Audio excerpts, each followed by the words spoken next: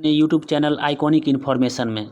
तो आज हम फिजिक्स के सेट वन में 25 इम्पोर्टेंट क्वेश्चन के बारे में बात करें, जो कि स्पेशली यूनिट से, मात्रक से रिलेटेड है। तो चलिए एक डायलॉग पेश करते हैं। तू हंस तू मुस्कुरा तू रोना कम कर दे, तू हंस तू मुस्कुरा तू रोना कम कर दे, तू जिंदा है और ज़िंदगी की नाक में दम कर दे। तो चलिए अब चलते हैं। आज का पहला क्वेश्चन है, देख सकते हैं यहाँ है कि कार्य का मात्रक है। तो जैसे ऑप्शन में है, पहला आपको जूल, दूसरा है न्यूटन, तीसरा है वाट और चौथा आपको है डाइन। तो इसका सही आंसर हो जाएगा आपको फर्स्ट नंबर ऑप्शन, ये जूल हो जाएगा। और आपके जानकारी के लिए बता दें, न्यूटन आपको बल का मात्रक होता है, वाट आपको शक्ति का मात्रक होता है और डाइन जो है ये आपको बल का ही मात्रक होता है। वो जैसे SI यूनिट में न्यूटन हो जाता है, जिसे आपको MSG ऐसे करके कुछ बोला जाता है। और डाइन हो गया आपको CGS मात्रक हो गया डाइन। हाँ, डाइन हो गया CGS मात्रक और न्यूटन हो गया आपको ये क्या कहते हैं M और उसके बाद मीटर, किलोग्राम और सेकंड MKS। हाँ, वो हो जाता है। डाइन हो गया बल का ही मात्रक होता है CGS। मतलब क्या, ये हो गया सेंटीमीटर, ग्राम और सेकेंड, ये हो गया मीटर, किलोग्राम और सेकेंड, इसमें यही होता है। उसके बाद चलिए सेकंड नंबर ऑप्शन है आपको, सेकंड क्वेश्चन है कि प्रकाश वर्ष किसकी इकाई है। तो देख सकते हैं ऑप्शन में है, पहला है आपको दूरी का, दूसरा है समय का, तीसरा है प्रकाश का, चौथा है धारा का। तो इसका आपको सही आंसर हो जाएगा फर्स्ट नंबर ऑप्शन, दूरी का। प्रकाश वर्ष जो है ये दूरी का मात्रक होता है। और ये चीज़ क्या होता है वो भी हम आपको बता देते हैं। जैसे आप जानते हैं कि प्रकाश का जो चाल होता है 3 × 10⁸ मीटर पर सेकेंड होता है। ये बात आपको याद रखना है। और ये 1 सेकंड में इतना डिस्टेंस ट्रेवल करता है। तो इसके हिसाब से ये 1 मिनट में कितना करेगा, तो उसको 60 से गुना कर दीजिए। फिर 1 घंटा में कितना करेगा, तो फिर 60 से गुना कर दीजिए। फिर 1 दिन में कितना करेगा, तो 1 दिन में 24 घंटा होता है, 24 से गुना कर दीजिए।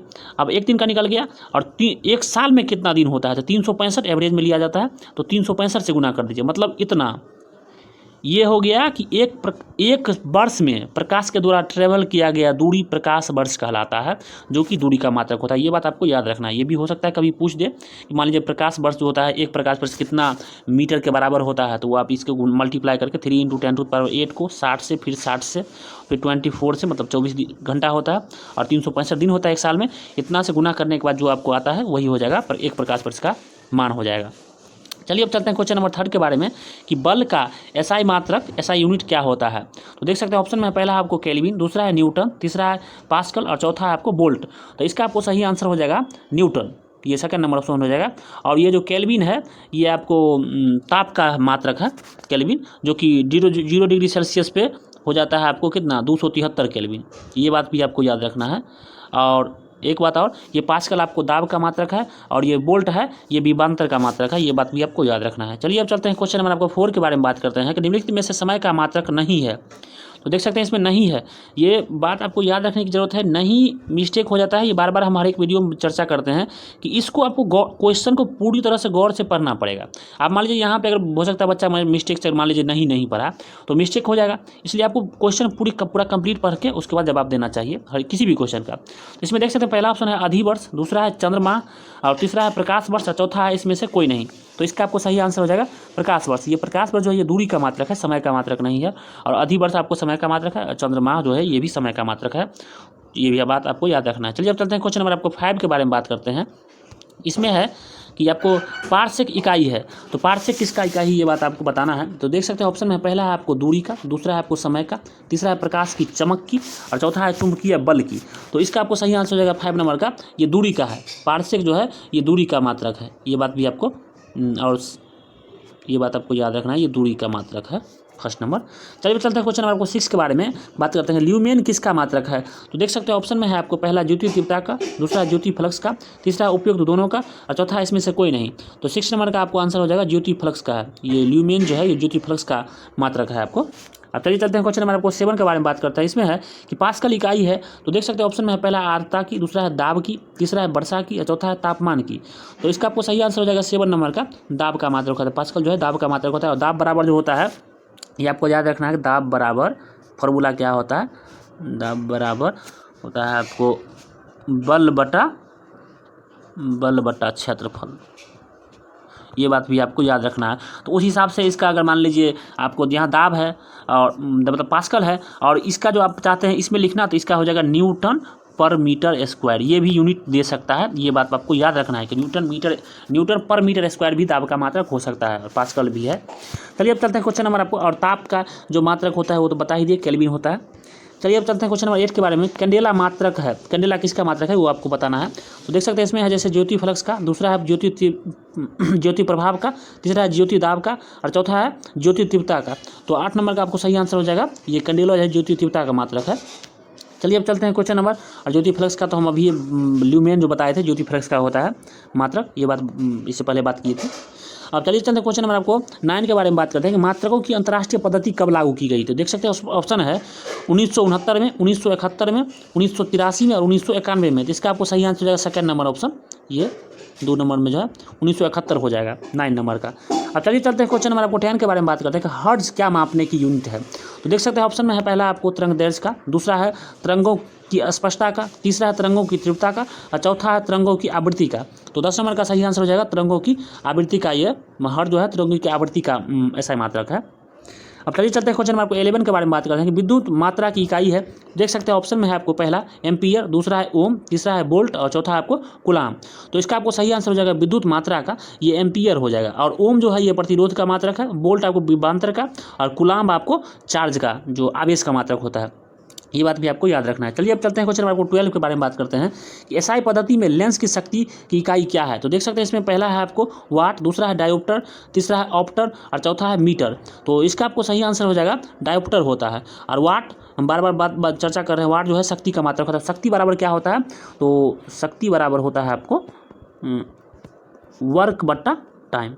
ये बात भी आपको याद रखना है। हो सकता है मान लीजिए यहाँ पे आप वाट है तो इसका मात्रक ये भी हो सकता है, वर्क है तो वर्क का होता है जूल, टाइम का होता है सेकंड, तो जूल पर सेकंड भी हो सकता है, मतलब शक्ति का मात्रक। और मीटर तो आपको डिस्टेंस के मापने के लिए मीटर का उपयोग किया जाता है। वैसे तो दूरी का मात्रक होता है किलोमीटर, मगर मीटर भी है, मीटर आपको उसका हो जाएगा, ये मीटर ही होता है, वैसे एसआई यूनिट में मीटर ही लिया जाता है। चलिए अब चलते हैं क्वेश्चन नंबर आपको 13 के बारे में बात करते हैं। डेसिबल किसे नापने के लिए प्रयोग में लाया जाता है। देख सकते हैं ऑप्शन में पहले है जैसे है, पहला है कि आपको खून में हेमोग्लोबिन का, दूसरा है पेशाब में शर्करा का, तीसरा है वातावरण में ध्वनि का, चौथा आपको वायु में कण का। तो इसका आपको सही आंसर हो जाएगा वातावरण में ध्वनि का। डेसिबल जो है ये वातावरण में ध्वनि का जो परसेंटेज जो है वो बताता है डेसिबल।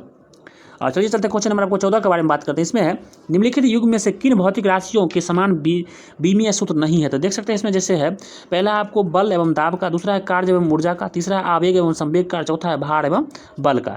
तो इसका आपको सही आंसर हो जाएगा फर्स्ट नंबर। और कैसे होगा वो भी हम आपको बता देते हैं। जैसे आपको दाब बराबर क्या होता है, दाब बराबर होता है बल बटा क्षेत्रफल। तो इसलिए मान लीजिए बल और क्षेत्रफल का अलग अलग हो जाएगा, मतलब दाब का और बल का ये अलग अलग यूनिट हो जाएगा। वही यूनिट हो गया यहाँ पे, अति डायमेंशन के बारे में बता रहा है कि डायमेंशन किसका अलग अलग होगा। फिर आपको जैसे कार्य है जूल है, कार्य और ऊर्जा दोनों का जूल होता है। आवेग और संवेग का ये आपको जैसे केजी मीटर पर सेकंड होता है, और भार और बल का इसका न्यूटन होता है। इसलिए इस तीनों का सेम हो जाएगा, और बल और दाब का अलग हो जाएगा, अलग अलग हो जाएगा बीमा। अब चलिए चलते क्वेश्चन नंबर 15 के बारे में बात करते हैं। एक खगोलीय इकाई संबंधित है।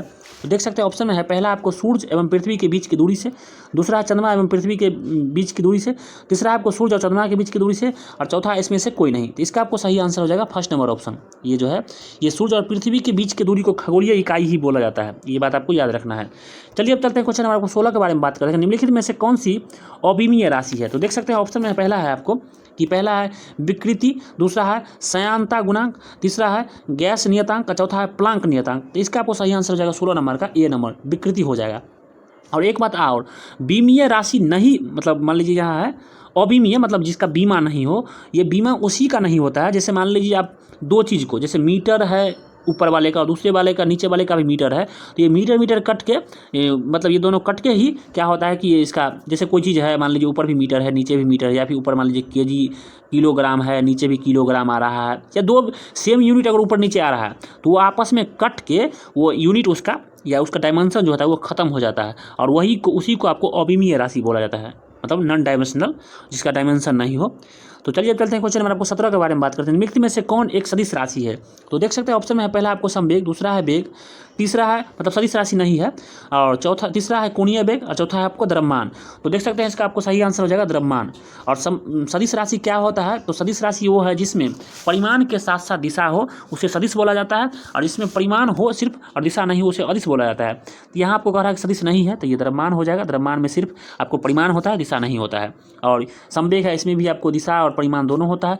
वेग में भी दिशा और परिमाण दोनों होता है। कोणीय वेग में दिशा और परिमाण दोनों होता है। तो ये तीनों आपको हो जाएगा सदिश राशि, और ये हो जाएगा अदिश राशि, जो कि सदिश राशि नहीं है। यही पूछा गया, सदिश राशि नहीं कौन, मतलब कौन नहीं है वो बताना है। चलिए अब चलते हैं क्वेश्चन नंबर आपको 18 के बारे में बात करते हैं।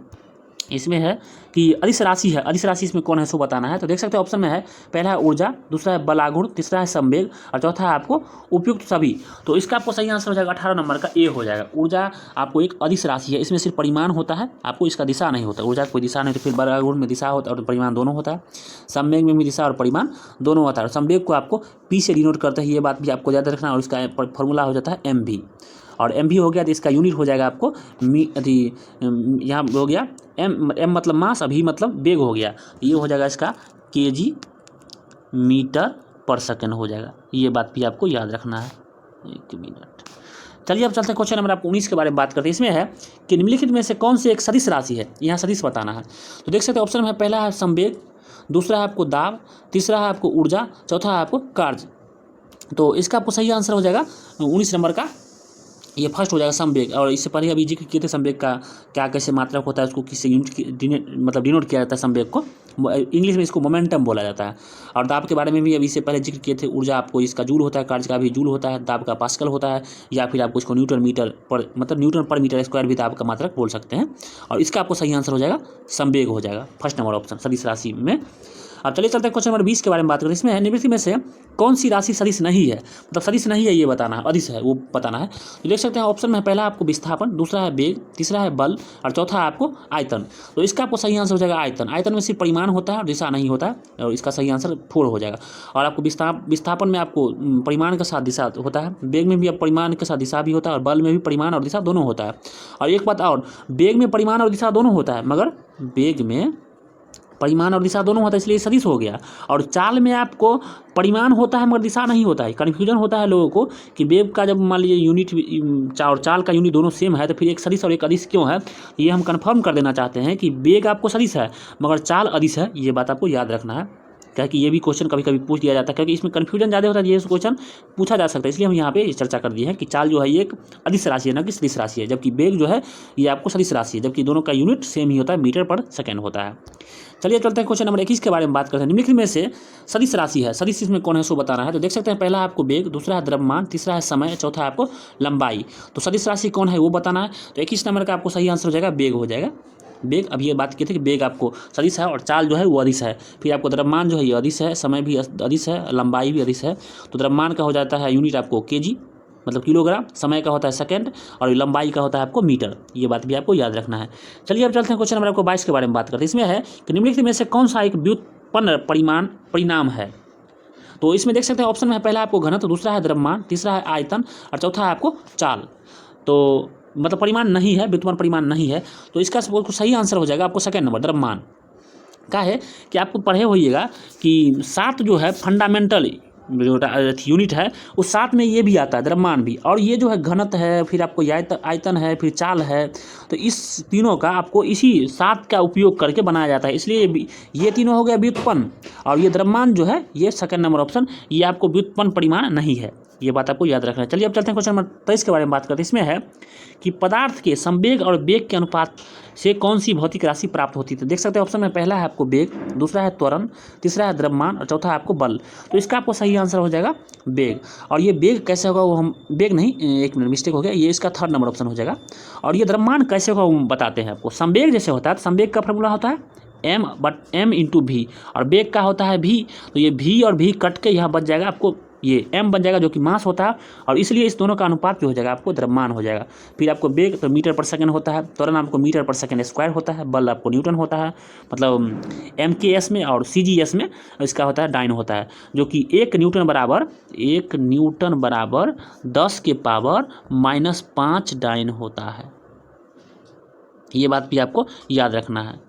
1 मिनट, यहाँ मिस्टेक हो गया। 1 न्यूटन बराबर 10⁵ डायन नहीं होगा। हाँ, ये यही सही है, डायन ही होता है, AC यही होता है।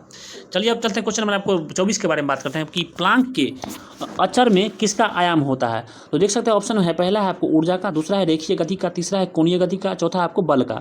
तो 24 नंबर का आपको सही आंसर हो जाएगा C नंबर, कोणीय गति का हो जाएगा। ऊर्जा का तो जूल हो जाता है। रेखीय गति है, गति चाहे कोई भी हो इसका मीटर पर सेकंड ही होता है, बल का न्यूटन होता है। ये बात और एक बात और बार बार हम रिपीट करने का बस एक ही वजह है कि ये बात आपको रटना ना पड़े, समझ में भी आ जाए और आपके को कंठस्थ हो जाए ऑटोमेटिक, कि मतलब कोई क्वेश्चन आए इस तरह का तो आप डायरेक्ट उसको बता सकते हैं। बार बार देखने से चाहे सुनने से वो ज़्यादा दिन तक याद रहता है, इसलिए हम बार बार रिपीट करते हैं इस बात को। चलिए चलते हैं क्वेश्चन आज का, इस वीडियो का लास्ट क्वेश्चन है कि आवेग का मात्रक है। तो देख सकते हैं ऑप्शन में है, पहला आपको कूलाम, दूसरा है जूल, तीसरा है न्यूटन और चौथा आपको वोल्ट। तो इसका आपको सही आंसर हो जाएगा कूलाम, जो कि आज के वीडियो का लास्ट क्वेश्चन था। और जूल आपको कार्य और ऊर्जा का मात्रक होता है, न्यूटन आपको बल का होता है, वोल्ट आपको विभवांतर का होता है। ये बात भी आपको याद रखना है। और एक बात और अगर ये वीडियो आपको हेल्पफुल होता है तो प्लीज़ आप इस चैनल को सब्सक्राइब कर दीजिए, अपने दोस्तों के साथ शेयर कीजिए और लाइक कीजिए, और अपना प्रतिक्रिया कुछ ना कुछ जरूर इस वीडियो पर दिया कीजिए। धन्यवाद, मिलते हैं अगले वीडियो में। Thanks for watching us.